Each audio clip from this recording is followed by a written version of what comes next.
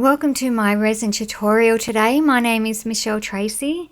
This piece is actually a little different to my usual ocean-inspired resin art pieces. I guess it's more of an abstract style. Now that I've arranged the shells and crystals, it's time to pour my resin. As always, I'm working with art resin because it's a lot safer than other brands in terms of fumes and VOCs. It's still important though to work in a well-ventilated room, so as always I've got the windows open and the door opened. I did leave the resin to sit in the cups once I mix the pigments for about 15 minutes, but I'm actually thinking with this type of pigment, the Pearl X powder pigments I've used, 10 minutes would have been enough because it's quite thick. And I've realised I didn't quite mix enough white, so I am putting the heat gun on because that'll just thin it out a bit, warm it up, thin it out a bit, and extend the amount of resin. Pouring the resin around the shells and crystals will help them to stick to the board. I'm using a wooden panel, and that beautiful white is actually got these beautiful textures through it when it's mixed with art resin. And it's a lovely texture, so it's not just a flat white.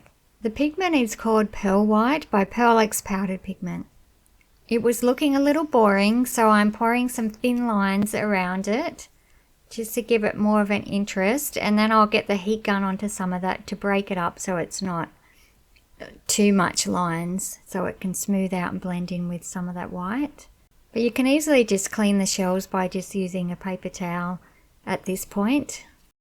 So here I go now at breaking up those lines with the heat gun. I will leave some there, but I want to break them up.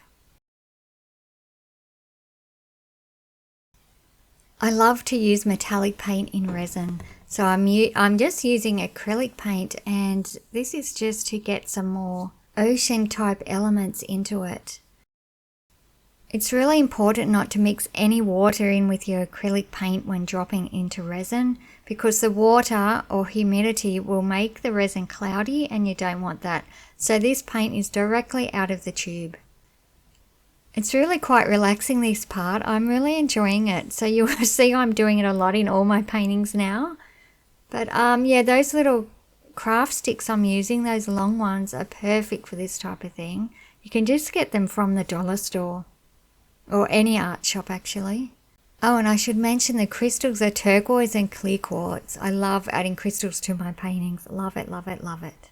Art resin will harden overnight, and then in 3 days it will be completely cured. I love the fast curing of art resin.